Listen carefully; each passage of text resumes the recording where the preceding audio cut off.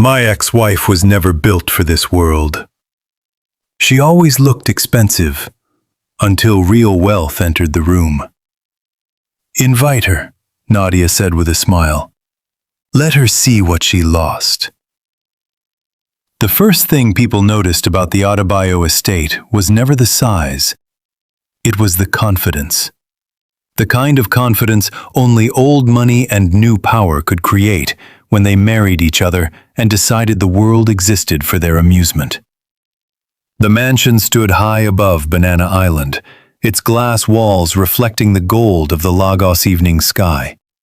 Luxury cars lined the circular driveway like ornaments. Security men in dark suits moved with quiet precision. Inside, crystal lights floated over polished marble floors. Rare art covered the walls.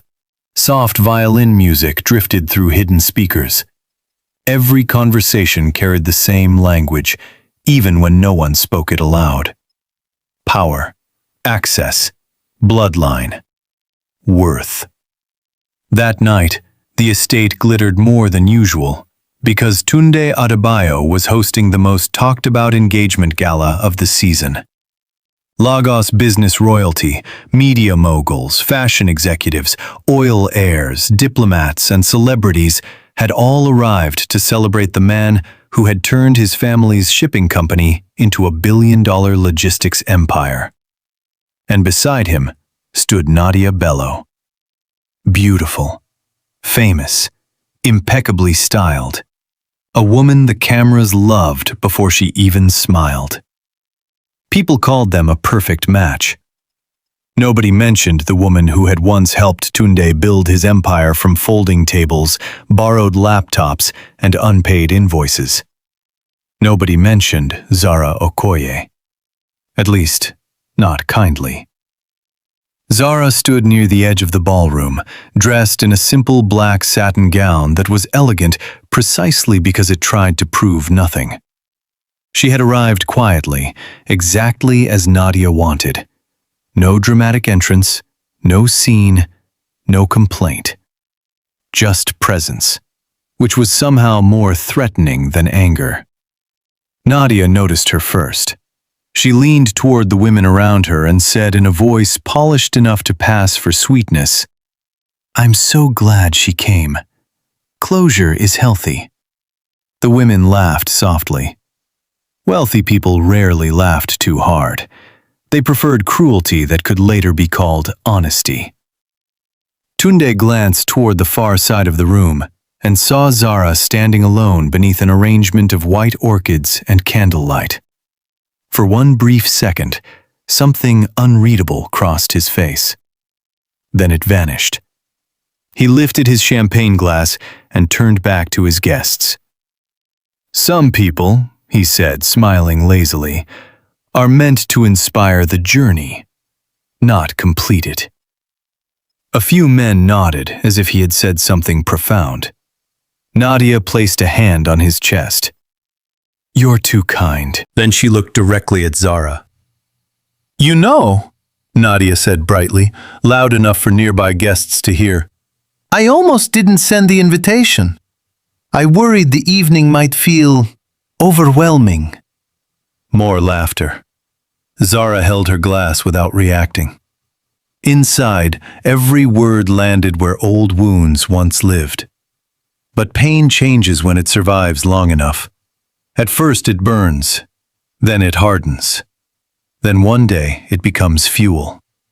She had learned that the hard way.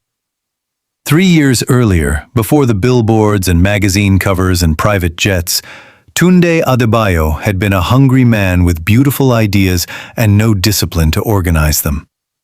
Zara had been the one who built order out of his ambition. She helped write proposals. She redesigned investor decks.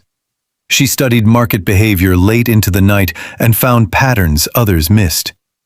When the company nearly collapsed during its expansion into East Africa, it was Zara who quietly built the recovery strategy that saved it. Back then, Tunde used to tell people she was the smartest woman in any room. Then he became the richest man in most of them. And suddenly intelligence was no longer what he wanted beside him. Status was. Soft glamour. Famous friends. Viral photos. A woman who made wealth look effortless, not earned. Nadia fit that world better than Zara ever tried to. Or so they believed. One of Tunde's business partners approached with a grin. "Zara, I heard you still work with fabric." The way he said fabric made it sound like failure. Before Zara could answer, Nadia laughed.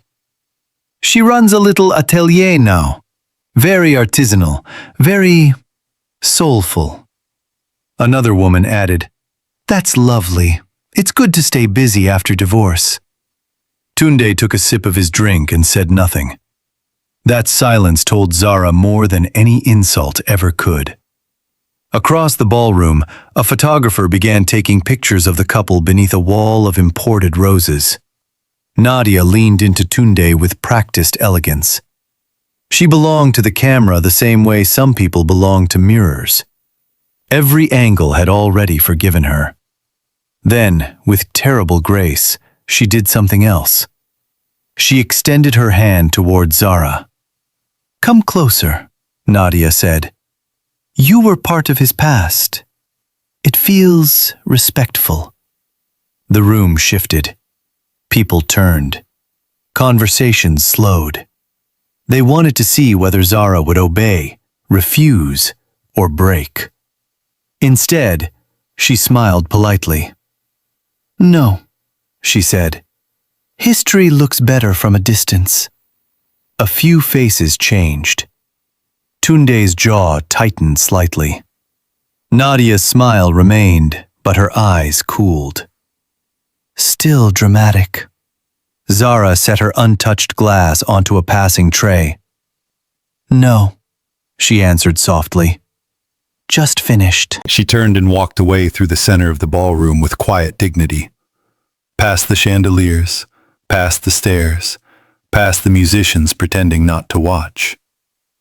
Nobody stopped her. Nobody apologized. Nobody even tried to protect the little bit of respect the evening had attempted to take from her.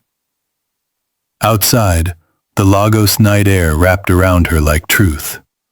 Hot, heavy, honest. She stood at the top of the estate steps for several seconds, listening to the distant pulse of the city beyond the gates. Somewhere far below, boats moved through dark water. Somewhere across the island, women were still closing market stalls. Somewhere, mothers were still sewing school uniforms beneath weak bulbs. Somewhere, talent still worked without applause. Zara inhaled slowly. Then she took off the diamond bracelet Tunde had once bought to apologize for an absence that later became a pattern. She left it on the stone railing and walked away. No tears, no speech, no return. By morning, all that remained of Zara Okoye in the Adebayo penthouse was an empty wardrobe, a missing passport, a wedding ring placed neatly inside a velvet box, and one handwritten note. "I was never too small for your world.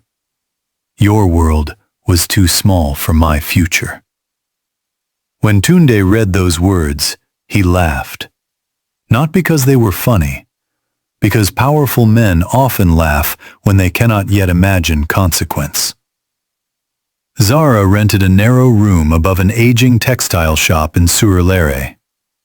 The ceiling fan clicked louder than it cooled. The bathroom light failed every other night. Rain crept through the window frame when storms grew impatient. The bed was barely softer than the floor. The neighborhood generator coughed more than it worked. It was the kind of room Lagos forgot by afternoon. And yet, Zara slept better there than she had in years. Because humiliation is expensive. Freedom, at first, is not.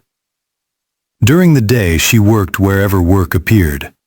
Bridal alterations, event fabrics, church choir robes, emergency hemming for actresses who needed miracles before red carpets. She stitched until her fingers stiffened. She measured until numbers followed her into sleep. At night, she filled notebooks with sketches, not random dresses, statements, shapes built from memory, silhouettes inspired by strength instead of softness. She studied heritage weaving from Isaïn, gold thread embroidery from northern ceremonial garments, the disciplined geometry of old palace portraits, the architecture of wrappers, pleats, shoulder lines, and headpiece balance. She researched how European luxury houses protected mystique, scarcity, and symbolic value, then asked herself a harder question. Why should African elegance need foreign approval before it becomes luxury? Weeks became months. Months became a year. Rejection arrived with professional smiles and elegant phrasing. Your craftsmanship is beautiful, but the market may not be ready. Your identity is too niche for our luxury positioning. We're looking for a more globally legible aesthetic. One buyer told her, "We love the African references. Could you make them less African?" Zara thanked him for his time, ended the call, and wrote his exact sentence across the top of a page labeled, "People who taught me what not to become." Money thinned, sleep shortened, doubt visited often. Some nights she ate bread and tea and called it enough. Some mornings she woke with needle marks still on her fingertips from stitching through dawn. She sold 2 dresses and used the money to buy thread. She sold 3 more and used the money to photograph them properly. She learned to cut, price, negotiate, brand, and protect. She learned that talent without structure gets admired and forgotten. She learned that rich people loved authenticity most when poor people stayed quiet about owning it. The turning point came on a brutal Thursday afternoon in Ikoyi. Zara had gone to deliver a hand-finished ceremonial shawl to a private art reception. She was not invited to stay. Vendors were expected to vanish once usefulness was complete. As she crossed the courtyard, a young assistant rushed past carrying a display garment covered in hand-beaded coral details. A heel snapped. The assistant stumbled. The garment tore down the side seam. Panic spread instantly. The piece belonged to the star installation of the evening, created for a major collector expected within minutes. People began shouting. Phones came out. Blame traveled faster than solutions. Zara stepped forward. "Give it to me." The assistant hesitated. "It's ruined." "No," Zara said calmly. "It's frightened." Something about the answer silenced the girl long enough to obey. Zara knelt beside a stone bench, examined the damage, requested thread, pins, and a lamp, then repaired the piece with such precision that when the collector arrived 12 minutes later, nobody could see where the disaster had existed. An older woman had watched everything. Her name was Ifeoma Balogun. To society pages, she was a quiet patron of African art and one of the sharpest private investors in luxury retail across West Africa. To people who understood power, she was something rarer. A woman whose approval could open doors money alone could not. She approached Zara after the crowd relaxed. "You repaired that like you were protecting a kingdom," Ifeoma said. Zara smiled faintly. "Some fabrics deserve loyalty." Ifeoma's eyes moved to the sketchbook tucked beneath Zara's arm. "Do you design?" "Yes." "For clients?" "For the future." That answer earned the first real smile. "Good," Ifeoma said. "I'm tired of meeting people who design for applause." She asked to see the sketchbook. Zara hesitated only once. Inside were pages of disciplined power, structured gowns with regal shoulders, liquid movement, and details rooted in African craftsmanship without becoming costume. Wealth was in the construction. Status was in the restraint. Each piece looked like it belonged to a woman who did not ask rooms to notice her because rooms already understood they should. Ifoma turned each page slowly. Then she stopped at one design. A breathtaking black and gold gown with a rising shoulder line, molten drape, and hand-beaded constellations of gold across the bodice like a city seen from heaven. "What is this called?" she asked. Zara answered quietly. "The Lagos gold gown." Ifoma looked up. "And who are you waiting for to deserve it?" Zara did not answer. Ifoma closed the sketchbook. "That," she said, "is why talented women stay invisible too long."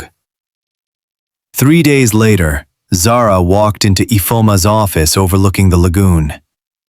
There were no oversized logos, no desperate displays of wealth, only carved wood, books, stone textures, and the kind of stillness that expensive people cultivate when they no longer need to prove anything. Ifoma offered tea before business. Then she asked a question no buyer had ever asked Zara before. "What do you want your house to make people feel?" Not wear, feel. Zara thought of every room where she had been tolerated but not honored. Every smile that disguised contempt, every polished insult presented as refinement. Every woman who entered luxury spaces dressed beautifully and still somehow felt diminished inside them. So she answered truthfully, "I want a woman to feel inherited by herself." Ifoma sat back. "Explain." "The world teaches women to borrow value," Zara said. "From marriage, from famous names, from imported labels, from whose arm they are on. I want my work to feel like the opposite. I want it to remind them that elegance can come from identity, not permission." Silence filled the office. Then Ifoma nodded.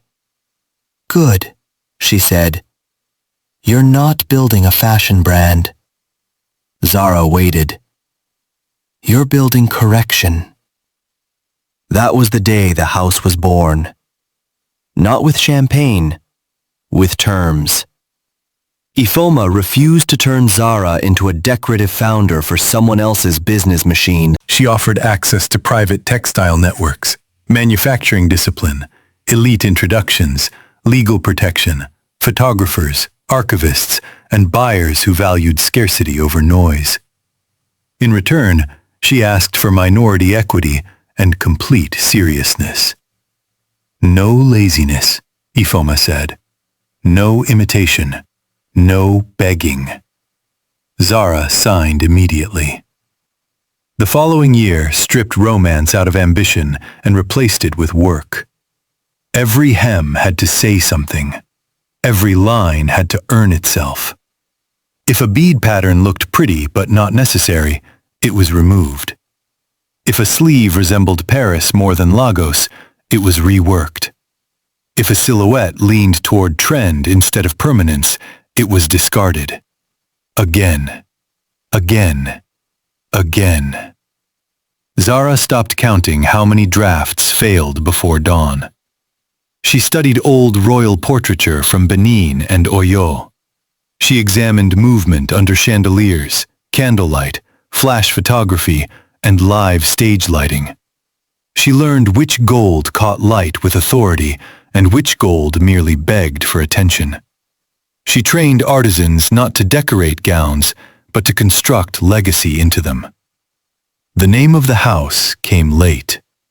She called it House of Ori. Ori. Not just head, destiny, inner authority, sacred alignment. The first collection launched without fanfare.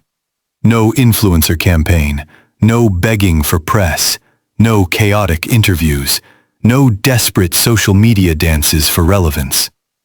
Only 12 private appointments. Only 7 finished gowns.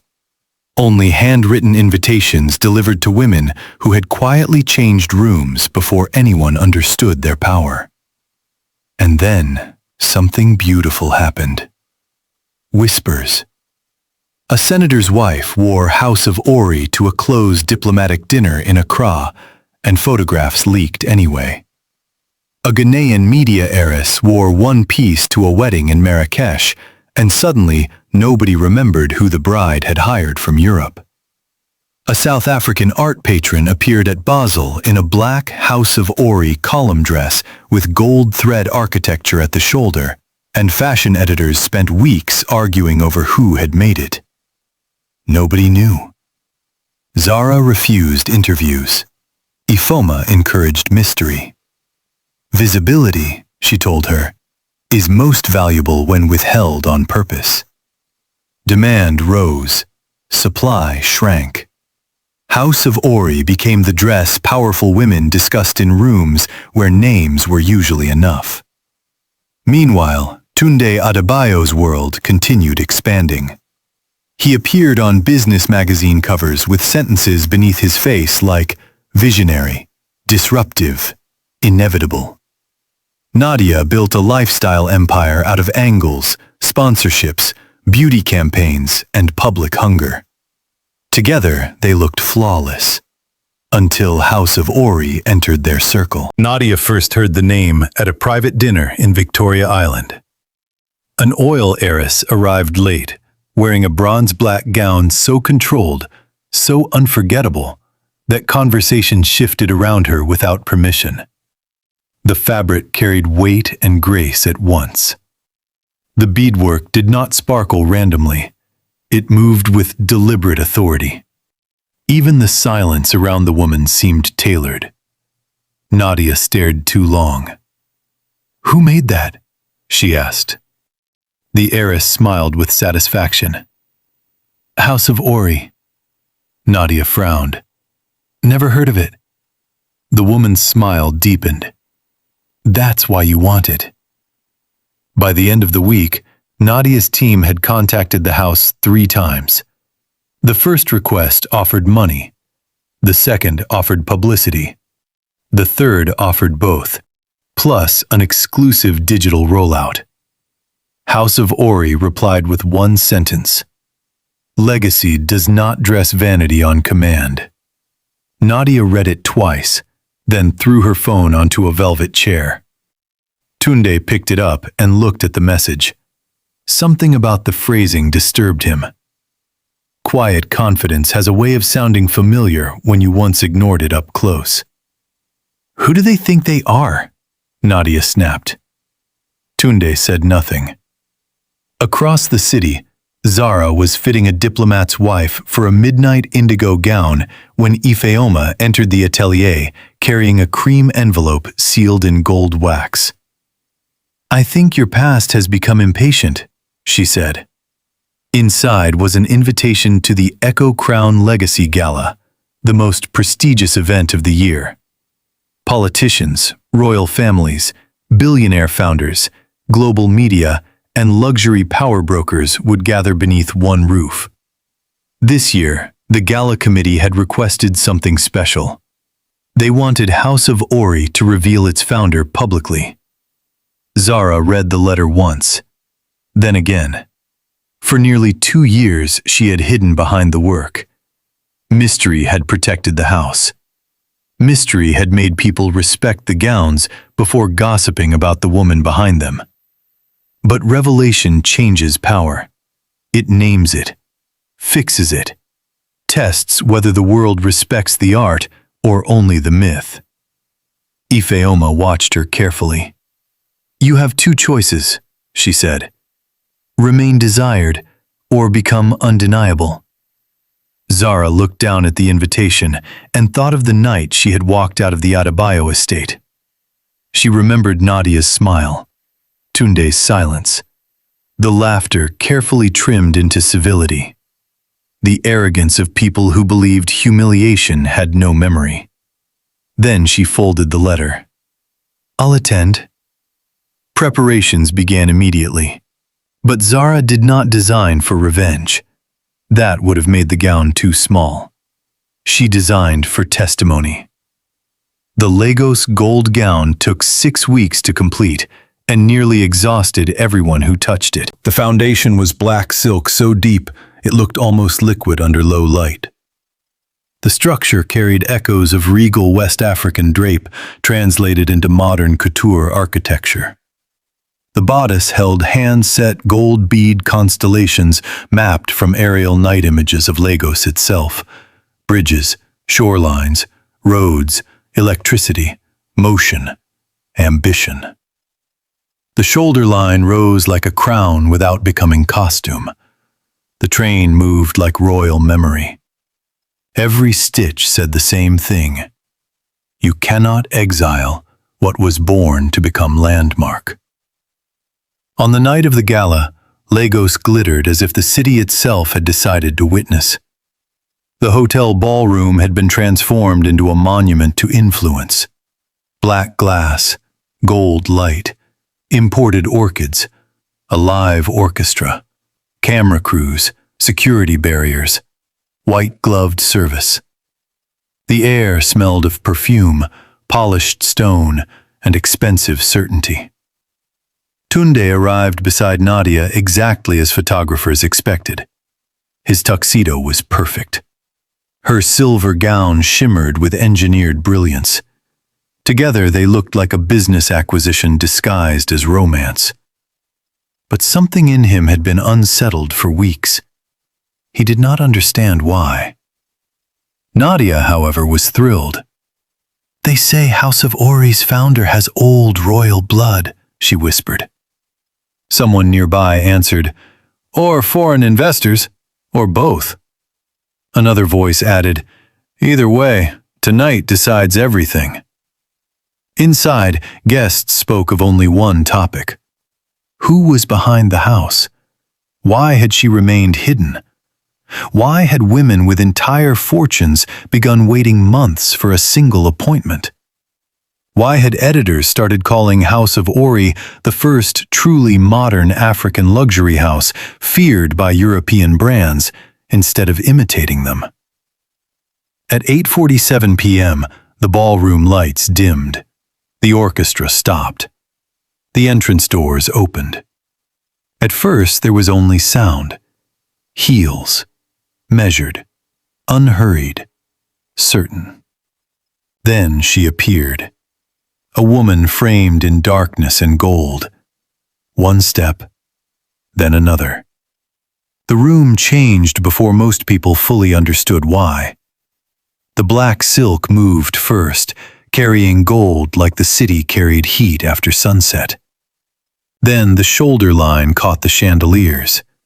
Then the beadwork answered with constellations of Lagos itself, glowing across her body like power made visible. The gown did not ask whether it was the most unforgettable thing in the room. It behaved as if the room had been built for its arrival. Nadia stopped breathing. Tunde's hand tightened around his glass. Because the woman descending the staircase was not a stranger. It was Zara Okoye. No, not Zara Okoye. Not anymore. This was the woman they had once mistaken for Aftermath. Now she looked like Origin. Camera flashes exploded across the ballroom. Guests rose from their seats. Journalists moved forward. Investors turned openly. The orchestra, for a fraction of a second, seemed unnecessary. Zara descended each step as if memory itself had dressed her. No rage, no performance, only command. Ifoma Balogun walked to the center of the ballroom and raised one hand. Silence answered instantly. "Ladies and gentlemen," she said, "for 2 years, the most discerning women across this continent have asked one question. She turned toward the staircase. Who taught elegance to stop apologizing? Then she smiled.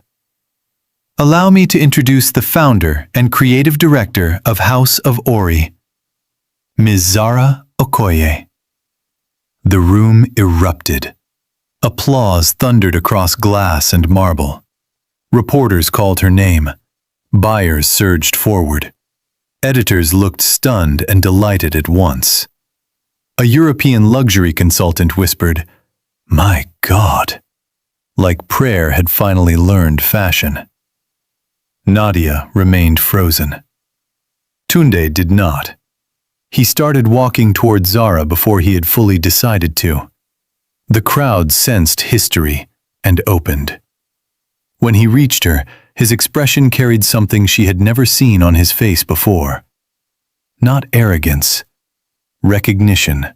Too late. "Zara," he said quietly. She turned with calm courtesy, the way one acknowledges someone at an event without surrendering the evening to them. "Tunde." His eyes moved over the gown, the cameras, the people surrounding her, the hunger of the room to claim proximity. It all seemed to strike him in pieces. "You built this?" he asked. Zara's smile was slight. "No," she said. "I revealed it." Those nearby pretended not to listen, and failed. Nadia approached then, still holding the remains of her poise. "This is unbelievable," she said, forcing brightness into a voice that no longer obeyed. "You never mentioned that I was becoming unforgettable?" Zara asked gently. Nadia said nothing. For the first time in years, the silence belonged to someone else. Tunde lowered his voice. "I didn't know." Zara looked at him for a long moment. "No," she said. "You never wanted to." The sentence landed harder than anger, because anger can be dismissed as emotion. Truth cannot. He swallowed. "I was wrong." The ballroom around them still crackled with cameras and applause, but in that small space between them, time narrowed. Wrong. Such a small word for what men say when consequence finally introduces itself. Zara nodded once. "You were." Nadia tried to recover herself. "Well," she said with brittle elegance, "this is certainly a transformation." Zara's eyes moved to her. "No," she answered softly. "It's a return." Something in Nadia's face broke then. Not publicly, not dramatically, but enough. Enough for those watching. Enough for memory. Moments later, Zara stood on the gala stage beneath gold light as the host announced House of Ori as the recipient of the Legacy Innovation Award for redefining modern African luxury. Cameras streamed the speech live. Every major social page in the city was already posting her image. Messages flooded every phone in the room. The host smiled. "Ms. Okoye, what would you say to every woman who has ever been underestimated in rooms built to make her feel replaceable?" Zara stood before the microphone in the Lagos gold gown and looked across the ballroom. Her gaze passed over editors, donors, politicians, founders, royals, and the two people who had once believed her future ended where their approval did. Then she spoke. "Do not confuse being overlooked with being ordinary. Some people cannot see value unless it arrives with a famous surname, foreign accent, or borrowed permission. Let them fail to recognize you. Recognition is not the beginning of worth. It is only the moment shallow people finally catch up to what discipline already built. There will be rooms where your silence is mistaken for weakness. There will be people who call your identity too local, your dream too ambitious, your standards too difficult, your timing too late. Listen carefully when they speak. They are often describing the limits of their imagination, not yours. Build anyway. Build when they laugh. Build when they leave. Build when they reduce your gift to a hobby because they cannot profit from it yet. Build so well that one day your work enters rooms before you do. And when that day comes, do not arrive to be accepted. Arrive to remind the room what it failed to honor the first time. For 2 full seconds, the ballroom forgot to breathe. Then the entire audience rose. Not politely, not socially, completely. The standing ovation rolled through the hall like weather. Some applauded the designer, some applauded the entrepreneur, but many applauded the woman who had returned value to herself before the world learned how to price it. Later, long after the award, after the interviews, after the editors, after the endless requests for photographs and private meetings, Zara stepped out onto the high terrace overlooking the lights of Lagos. The city stretched beneath her in restless brilliance. Traffic moved like veins of fire. Music drifted from somewhere far below. The lagoon held pieces of moonlight between dark waves. Humidity wrapped around the night like memory. Ifeoma joined her quietly. "Worth it?" she asked. Zara thought of surly heat, empty accounts, torn fingers, rejections phrased as sophistication. The note she left behind, the bracelet on stone, the first repaired garment, the sketchbook, the years nobody clapped. Then she smiled. "Every insult," she said, "every single one." Ifeoma nodded toward the ballroom behind them, where her name was still being repeated like revelation. "What happens now?" Zara looked over the city that had witnessed both her humiliation and her rise.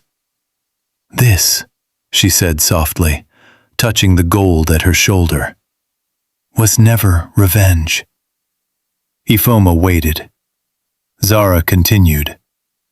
"Revenge is too dependent on the people who hurt you.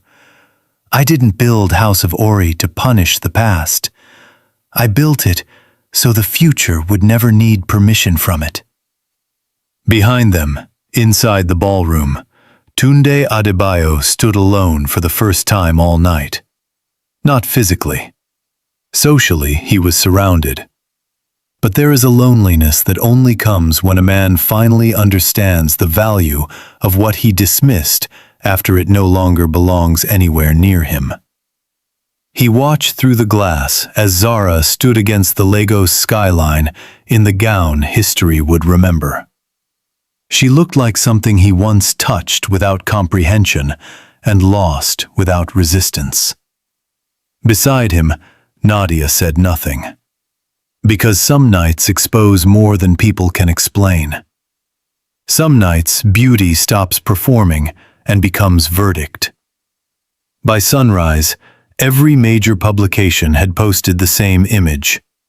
Zara Okoye descending the staircase in black and gold, the city mapped across her body, her face calm, her posture royal, the room beneath her already rearranging itself around her existence. They called it the arrival of a new luxury era. They called her the invisible architect of modern African elegance.